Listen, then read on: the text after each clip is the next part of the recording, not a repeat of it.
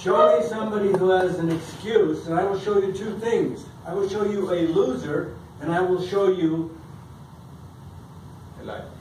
a slouch. People with excuses just sort of slouch around in life. And they don't succeed because they have excuses. Everybody's against them, or this or that.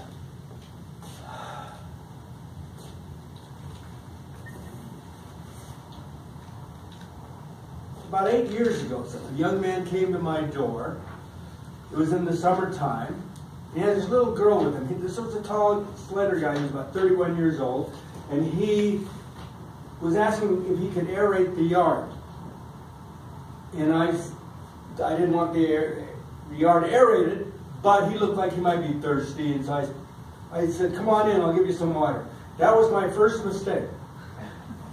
He comes in, I give him some water and his little girl, and then I make my second mistake. I say, how are you doing?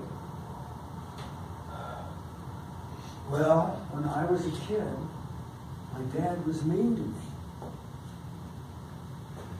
In the Persian War, I had a traumatic experience.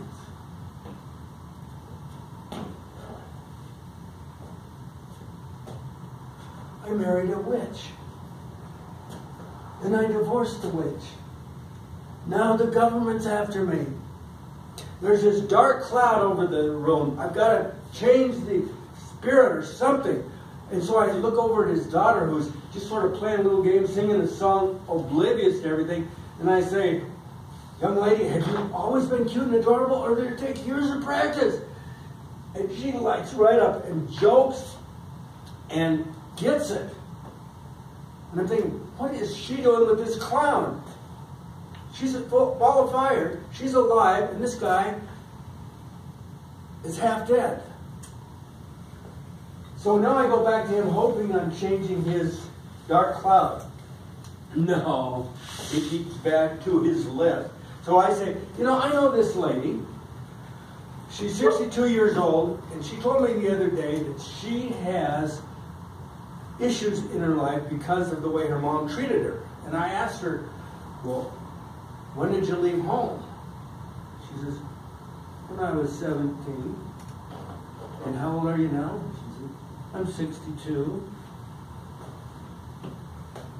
So you're carrying these issues around for 45 years?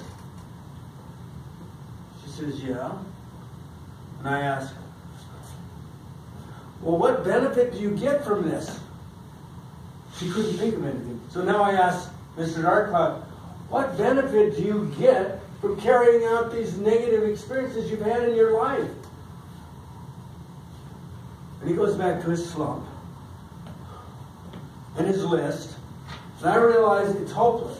So I say, okay, nice to have you over. Shake hands, lead him to the door. I give the little girl a punch. She laughs. He just sort of slouches out the door. And that was on a Tuesday. On Sunday, I went to church, because that's when they hold it. You know, it's really convenient that way. Anyway, so I'm there at church, and this particular day, I'm sitting next to this young man who's a returned missionary. And he's a bit of a celebrity. It turns out he was in the church magazine, The Ensign. He is highlighted for being a very successful missionary in New York State. Why was he so successful? Well, he converted a lot of people. He was a tremendous example. And, oh yes, he didn't have any hands. He had nubs to here and here. And he had a glow about him. Nobody gave him the memo that he was a cripple. He just went out and radiated in New York State. So anyway, now I'm sitting with him in church and I'm thinking, okay, they're going to pass the sacrament around. And he's got to here and to here. How is he going to take that little cup and that? And so out of the corners of my eye, it comes around and I look. And he negotiates that little cup and the bread better than I could. And then later on, somebody's giving a speech or a sermon, and he's rifling through the scriptures faster than I can. And he's not going around like, he's Mr. Sunshine.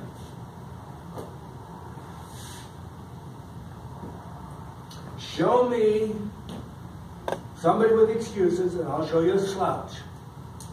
Now, I've got some numbers here. Did I bring it up? Oh, I brought it up. I haven't.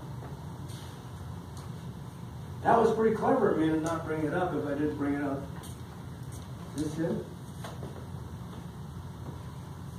Okay. I've got some numbers. These are statistics, sports statistics. These are lifetime totals of a certain athlete. Does anybody want to guess whose numbers those belong to? Runners. Who? Runners. Okay, this is one individual, a famous sports star from Utah. And that's 15,806, 3,265, and 19. You see, I can read upside down.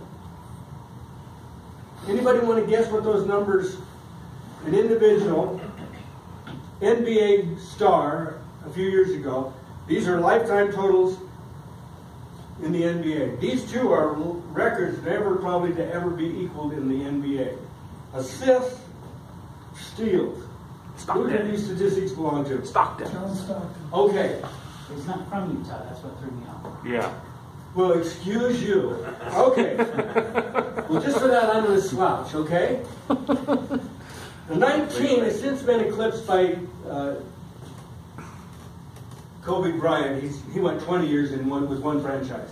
But there's another number that is more important, more impressive to me from John Stockton. It's this number right here.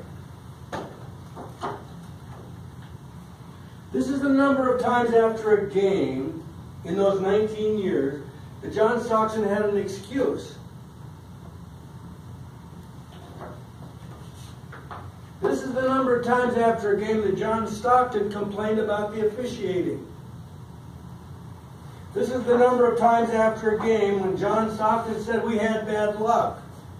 Or he criticized his team or the other team. 0 complaints. You know what he did after every game? No excuses. He stood up and he said, hey, this is what we need to do in the next game.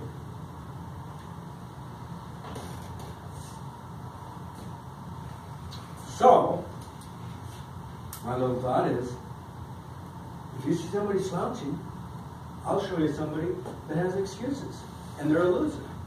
But if we go to work, stand up straight, and figure things out, we don't have to have excuses. We can be very successful. Isn't that right, John? See? He knows. Mr. Toastmaster.